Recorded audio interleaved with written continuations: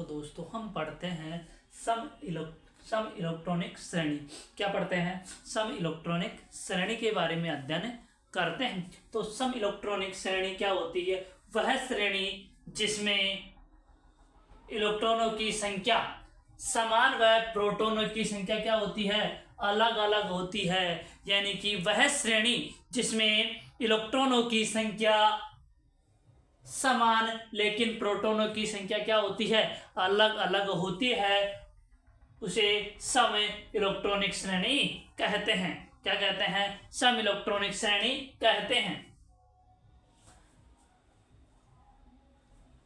ठीक है, तो अभी देखो इसमें जैसे nitrogen ion, oxygen ion, fluorine ion, neon, magnesium और एल्यूमिनियम आयन। अब इनके बारे में अपन अध्ययन करते हैं कि इनमें क्या क्या होता है, क्या क्या नहीं होता है, उसके बारे में देखो। अब इसमें है नियोन में नाइट्रोजन में 10 है, ऑक्सीजन में भी 10 है, फ्लोरीन में भी 10 है और सोडियम में भी है, मैग्नीशियम में भी है, एल्यूमिनियम में भी 10 है। कितने कितने इलेक्ट्रॉन? 10 10 10 10 10 10। सभी में क्या है? इलेक्ट्रॉनों की संख्या क्या है? समान है। क्या है? इलेक्ट्रॉनों की संख्या क्या है? समान है, लेकिन प्रोटॉनों की संख्या क्या है? अलग अलग है। जैसे नाइट्रोजन में है 7, ऑक्सीजन में 8 है, फ्लोरीन में है 9, नियोन में है 11, मैग्नीशियम में है 12, एल्यूमिनियम में है 13। ये किसकी संख्या है? प्रोटॉनों की संख्या है, लेकिन इलेक्ट्रॉनों की संख्या क्या है? समान है। तो परिभाषा क्या हो गई?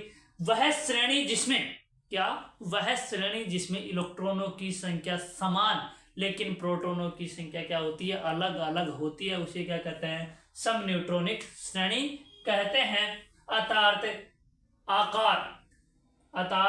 आकार किसका? सम इलेक्ट्रॉनिक श्रेणी का आकार किसके व्युत्क्रमानुपाती होता है? नाभिक के आवेश के क्या होता है? व्युत्क्रमानुपाती होता है। अब आता है आयनिक त्रिज्या के उपयोग। किसके बारे में अध्ययन करते हैं? भाई आयनिक त्रिज्या के उपयोग के बारे में अध्ययन करते हैं। तो आयनिक त्रिज्या के द्वारा तत्वों के आयनिक गुणों सह संयोजक गुणों के समान मान का निर्धारण किया जा सकता है। यानी कि सह संयोजक और तत्वों के आयनिक आबंधों का निर्धारण सही तरीके से किया जा सके। जैसे जिसमें आता है नंबर 1, बड़ा धनायन प्लस छोटा ऋणायन। यानी कि बड़ा तो क्या होना चाहिए? धनायन, और छोटा क्या होना चाहिए? ऋणायन। जब किसका निर्माण करेगा? आयनिक गुण अधिक होंगे, उनमें क्या होंगे? आयनिक गुण अधिक होंगे। आगे आता है छोटा आयन प्लस बड़ा, छोटा धनायन प्लस बड़ा ऋणायन, सह संयोजक गुण क्या होंगे? अधिक होंगे। कब होंगे सह संयोजक गुण अधिक? छोटा धनायन और बड़ा ऋणायन जब क्या होंगे? सह संयोजक गुणों में क्या अधिक होगी? अधिकता होगी। जल योजन या विलायक योजन किसके व्युत्क्रमानुपाती होता है? धनायन की त्रिज्या के क्या होता है? व्युत्क्रमानुपाती होता है। इसके बाद पढ़ेंगे अपन धनायन की त्रिज्या। क्या पढ़ेंगे? धनायन की त्रिज्या। इसको उतार लो। पढ़ते हैं आयनन एंथैल्पी या आयनन ऊर्जा। क्या पढ़ते हैं? आयनन एंथैल्पी या आयनन ऊर्जा होती क्या है, इसके बारे में अध्ययन करते हैं। अब आयनन ऊर्जा या आयनन एंथैल्पी क्या होती है? देखो, किसी तत्व के एक मोल गैसीय परमाणु की मूल अवस्था, किसकी? गैसीय परमाणु की मूल अवस्था बाह्यतम कोश के इलेक्ट्रॉन को पृथक करने के लिए, किसको? इलेक्ट्रॉन को पृथक करने के लिए आवश्यक ऊर्जा को, यानी कि जो बाह्यतम कोश में इलेक्ट्रॉन है उसको पृथक करने के लिए क्या चाहिए अपन को? जो ऊर्जा चाहिए, बाह्यतम कोश में जो इलेक्ट्रॉन उपस्थित है उसको पृथक करने के लिए जो क्या चाहिए? ऊर्जा चाहिए, उसे ही क्या कहते हैं? आयनन एंथैल्पी या आयनन ऊर्जा कहते हैं। जैसे A+ आयनन एंथैल्पी की अभिक्रिया, किसकी? कोई भी उत्पाद है उसकी अभिक्रिया आयनन एंथैल्पी यानी कि ऊर्जा, तो क्या बनेगा? जो प्रोडक्ट है आयन बनेगा प्लस इलेक्ट्रॉन। यह एक ऊष्माक्षेपी प्रक्रम है। क्या है? ऊष्माशोषी प्रक्रम है। इसमें क्या होता है? ऊष्मा का अवशोषण होता है। ये कौन सी प्रक्रिया है? यह एक ऊष्माशोषी प्रक्रिया है। इसमें क्या होता है? ऊष्मा का अवशोषण होता है। ऊष्मा का क्या होता है? अवशोषण होता है। उसके बाद आती है उत्तरोत्तर आयन एंथैल्पी। उसके बाद क्या आती है? उत्तरोत्तर आयनन एंथैल्पी। अब ये उत्तरोत्तर आयनन एंथैल्पी होती क्या है, इसके बारे में देखते हैं अपन। गैसीय अवस्था क्या होगी, गैसीय अवस्था में किसी परमाणु से बारी बारी, यानी कि कोई भी परमाणु है उससे बारी बारी इलेक्ट्रॉन को हटाने के लिए आवश्यक ऊर्जा, यानी कि कोई गैसीय अवस्था में किसी परमाणु को बारी बारी से हटाने पर, किसी परमाणु से बारी बारी इलेक्ट्रॉन को हटाने से के लिए आवश्यक ऊर्जा को क्या कहते हैं, उत्तरोत्तर आयनन ऊर्जा या एंथैल्पी कहते हैं। तो यानी कि किसी भी इलेक्ट्रॉन को क्या करेंगे, हटाएंगे, तो उसको क्या चाहिए, ऊर्जा चाहिए। ऊर्जा चाहिए कि तो क्या पूछे, क्या कहते हैं, उत्तरोत्तर आयनन एंथैल्पी कहते हैं। जैसे आयनन ऊर्जा या आयनन एंथैल्पी, फिर उससे बड़ी, जैसे इसमें किसका मान बढ़ गया, E2 का मान बढ़ गया, E3 का मान बढ़ गया। ये कहां तक चलता है, I.E n तक, En तक, यानी कि अनंत तक चलता रहता है इनका क्रम। क्यों चलता रहता है इनका क्रम, क्यों, क्योंकि किसी भी इलेक्ट्रॉन को क्या, किसी भी परमाणु से बारी बारी, यानी कि कोई भी परमाणु उससे बारी बारी अपन इलेक्ट्रॉन को हटाते जाएंगे तो उनमें क्या होगा, परमाणु संख्या में क्या आती जाएगी, कमी आती जाएगी। ठीक है, तो इसको उतार लो।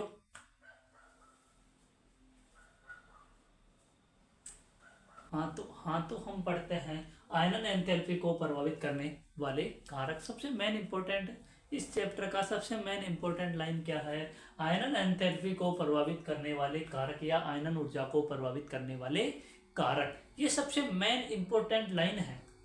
ठीक है, तो इसके बारे में अपन अध्ययन करेंगे। किसके बारे में, आयनन एंथैल्पी को प्रभावित करने वाले कारक। अब इसमें आता है नंबर 1, प्रभावी नाभिकीय आवेश। क्या होता है प्रभावी नाभिकीय आवेश, यानी कि आयनन एंथैल्पी किसके समानुपाती होगी, ZeF के क्या होती है, समानुपाती होती है, यानी कि इसके बराबर होती है। क्या होती है, इनके बराबर होती है। दूसरा आता है परमाणु त्रिज्या। क्या आता है, परमाणु त्रिज्या, यानी कि आयनन एंथैल्पी, क्या, आयनन एंथैल्पी व्युत्क्रमानुपाती परमाणु त्रिज्या, यानी कि जो आयनन एंथैल्पी है वो परमाणु त्रिज्या के क्या होती है, व्युत्क्रमानुपाती होती है, यानी कि क्या होती है, उल्टी होती है। कौन, परमाणु त्रिज्या। आयनन एंथैल्पी यानी कि परमाणु त्रिज्या आयनन एंथैल्पी के क्या होती है, व्युत्क्रमानुपाती होती है, यानी कि उल्टी होती है। आता है परिरक्षण प्रभाव या आवरणीय प्रभाव, परिरक्षणीय प्रभाव या आवरणीय प्रभाव। ठीक है, तो जो आयनन एंथैल्पी है अपनी, कौन सी, जो आयनन एंथैल्पी है वह व्युत्क्रमानुपाती होती है परिरक्षण प्रभाव या आवरणीय प्रभाव के क्या होती है, व्युत्क्रमानुपाती होती है। कौन है, जो आयनन एंथैल्पी है, क्या आयनन एंथैल्पी है वो व्युत्क्रमानुपाती होती है आवरणीय प्रभाव या परिरक्षण प्रभाव के क्या होती है, व्युत्क्रमानुपाती होती है। अगला नंबर आता है नंबर 4 पे, भेदन क्षमता। क्या आता है, भेदन क्षमता। अब भेदन क्षमता होती क्या है, कक्षकों की नाभिक के साथ, यानी कि कक्षकों की नाभिक के साथ निकटतम को क्या कहते हैं, जो निकटतम नाभिक होता है उसी क्या कहता है, भेदन क्षमता कहते हैं। यानी कि जो कक्षकों के पास नाभिक होता है उसे क्या कहते हैं, भेदन क्षमता कहते हैं। अर्थात कक्षकों की भेदन क्षमता का क्रम, किसका, कक्षकों की भेदन क्षमता का क्रम क्या होता है, जैसे NS2 फिर NP6 ND10 ND14 कितना होता है, 14, यानी कि देखो NS2 NS6 ND10 NF14, ये क्या होता है, इलेक्ट्रॉन बनने का क्रम होता है, यानी कि इनकी भेदन क्षमता होती है। किसकी, ये होती है भेदन क्षमता, आयनन एंथैल्पी की भेदन क्षमता होती है। ठीक है, उसके बाद आयनन एंथैल्पी क्या होती है, समानुपाती होती है भेदन क्षमता, यानी कि आयनन एंथैल्पी भेदन क्षमता की क्या होती है, समानुपाती होती है। भेदन क्षमता की क्या होती है, समानुपाती होती है। तो अपन ने क्या पढ़ा, आयनन एंथैल्पी को प्रभावित करने वाले कारकों के बारे में पढ़ा, तो इसको आप उतार लो। फिर अगला नेक्स्ट पढ़ाते हैं अपन।